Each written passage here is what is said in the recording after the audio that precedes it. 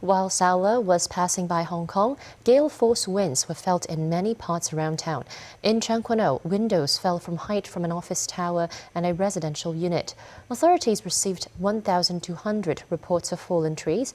Not only government workers, but also residents volunteered to remove debris from the street. This is the bedroom where a 6 feet by 6 feet glass panel fell from height at around 8 p.m. Friday. Now it's just an empty hole. The apartment involved is at Lohas Park in Changquano, and the owner has only stayed here for about 1 year.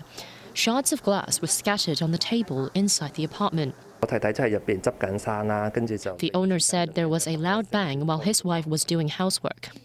She suffered injuries to her legs because of the flying glass. The owner said it was never windy at his apartment before, as it is blocked by other buildings. District Councillor Christine Fong offered wooden panels to cover the missing glass pane. She said at least 10 residents have reached out to her for help during the typhoon.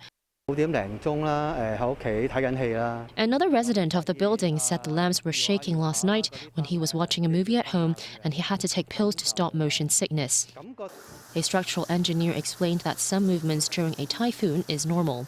In the current couple of patterns of wind effect, we have allowed 100 to 500 mm movement for the building, which would in the safe limit. So actually, during the typhoon coming, if the resident feel a little bit movement, this is quite normal.